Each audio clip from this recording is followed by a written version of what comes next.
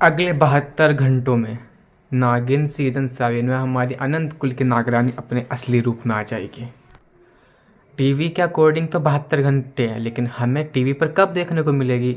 जब हमारी प्रियंका चेहर चौधरी यानी पूर्वी अपने नागिन के रूप में आएगी। वो हमें अगले हफ्ते देखने को मिलेगी, क्योंकि अभी अभी देख कर आए हूँ मैं नागिन का 5वां एपिसोड और it is really impressive. Ekta Kapoor को दाद देनी पड़ेगी। छोटी छोटी चीज़ों पर BGM, VFX, AI, acting, everything is perfect है। इम्प्रेसिव लग रहा है एपिसोड, बहुत ज़्यादा एंगेजिंग लग रहा है। जो हमारा ए दिल है मुश्किल BGM लग रहा था हमारे हीरो हीरोइन के ऊपर, उसके बाद अब नए नए BGMs यूज़ हो रहे हैं। और सबसे अच्छा BGM मेरे को तो कौन सा लगता है, जो हमारा ईशा सिंह और रवीश के ऊपर यूज़ होता है। वो BGM अगर हम उनके ऊपर लगाते हैं हमारे मेन लीड्स के ऊपर, तो वो बहुत ज़्यादा इंप्रेसिव लगता है। पर जो यूज़ हो रहा है ना, वो भी काफ़ी ज़्यादा बेहतरीन और बहुत ज़्यादा इंप्रेसिव है।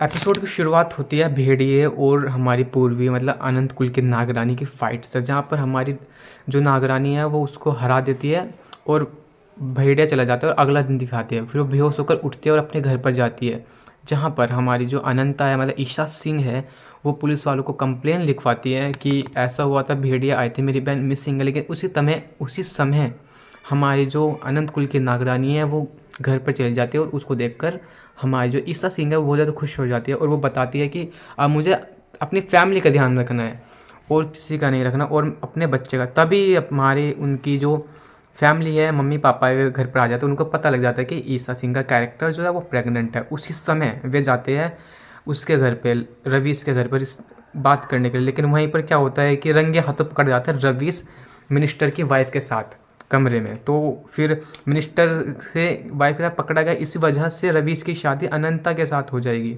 अनंता के साथ रिश्ता पक्का कर देते हैं उनके घर वाले। जब वे अनंता के पेरेंट्स जाते हैं और वे भी सरप्राइज़ हो जाते हैं कि ये क्या हुआ, हम तो बात करना है। तो और यहाँ पर रिश्ता ही पक्का हो गया। 2 दिन के अंदर होगी खूनी शादी, 2 मंडप होंगे और खूनी शादी रची जाएगी। कहते हैं ना, इस शादी में लाल रंग तो होगा पर सिंदूर का नहीं, खून का लाल रंग।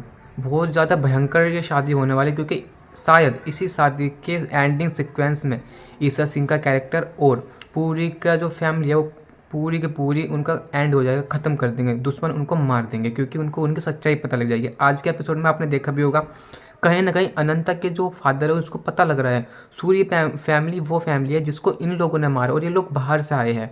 वो प्लेट, वे बर्तन, 24 साल पुराने जो फ्लैशबैक्स जो सूर्य परिवार थे रियल वाले, जो उनका नाम यूज़ किया गया, उस बारे में भी अनंता के फादर को पता लग रहा है। तो ये बातें कड़ी से कड़ी जुड़ेगी और सच भी सामने आएगा। और फिर इसी सच के साथ क्या होगा कि जो दुश्मन होंगे वे सोचेंगे कि ईशा सिंह का कैरेक्टर अनंत कुल की नागरानी है, वे उसको मार डालेंगे, उसके पूरे परिवार को भी मार डालेंगे। फिर यहीं से शुरू होगा हमारी प्रियंका चेहर चौधरी का इंतकाम।